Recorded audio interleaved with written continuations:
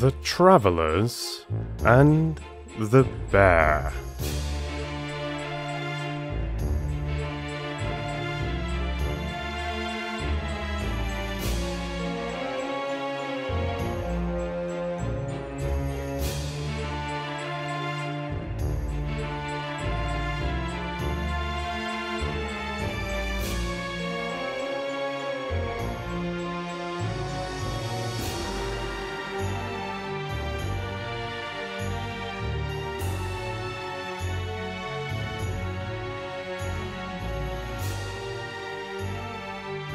One summer evening late, two travellers, an older one and a younger one, were walking through a forest.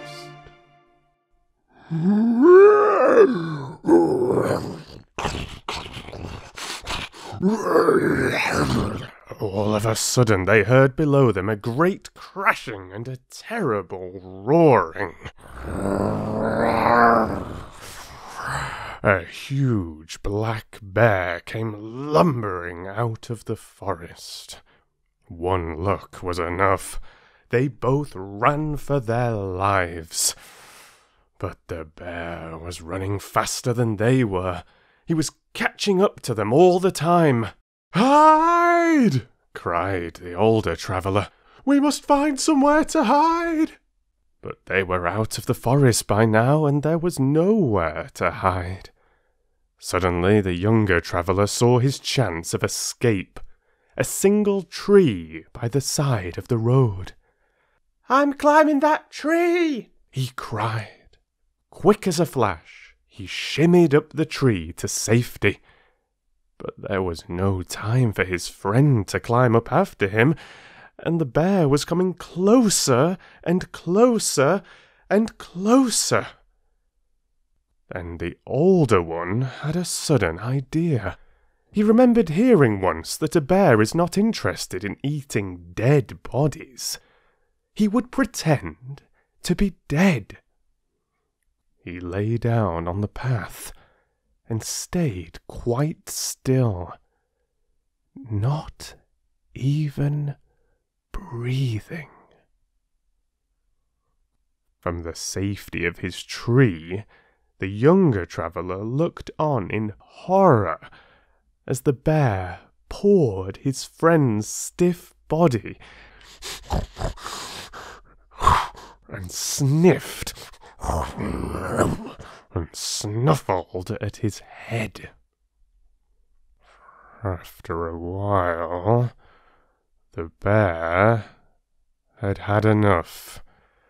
He gave him one last lick on his ear and his neck, and then just walked off. The younger traveller waited for a while to be sure that the bear wasn't coming back, then climbed down the tree and ran to his friend. "Are you all right?" he cried. "Fine," said his friend, sitting up. "I thought you were done for. I really did," said the younger traveller. "Me too," replied the older one. "It was funny," said the younger traveller, helping his friend to his feet. "But when the bear was sniffing you, it looked almost as if he were whispering to you." "He was," replied the older traveller. "He told me I should pick my friends better.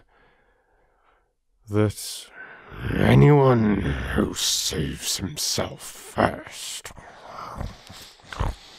and then abandons you to your fate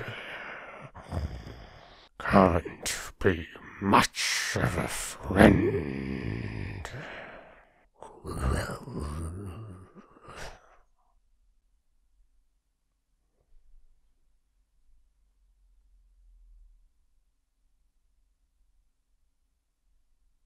Thank you for listening, and thank you to all the wonderful comments on day one of my Audiobook Advent Calendar series. Seems like you really liked the idea, enjoyed the Hare and the Tortoise, and thanks to a few of you that answered my question from the first one as well. We had a few answers on what the moral of the story could be, maybe morals of the story as well. With all of these Aesop's fables, I feel like there are various ways of interpreting the little stories. Someone said that it could be to plod along regardless, even if you're slow. Keep on plodding. Someone also answered, slow and steady wins the race. Certainly a very famous expression that seems to have its origins in the Hare and the Tortoise. And someone else said, you snooze, you lose. I like it. So, any thoughts on the moral of the Travellers and the Bear? Very good fun to read. Hope you enjoyed listening. Do come back for day 3. And for those asking about Anne of Green Gables and Jane Eyre, don't worry at all. They will be back in the new year. That's the plan. I've just been moving to a new apartment in Stockholm, getting everything sorted out with the old one, and having a little bit of unscheduled rest, just taking a little bit of break from things, allowing myself to get settled into my new surroundings and my new neighborhood and everything. But it feels great to be back reading to you. You take care. If life's rough for you at the moment, I hope things really turn around for you soon. If life's going well, then wonderful. Let there be many happy times ahead. Happy holidays, Merry Christmas, a good day to you wherever you are and whatever you're up to. Read to you soon.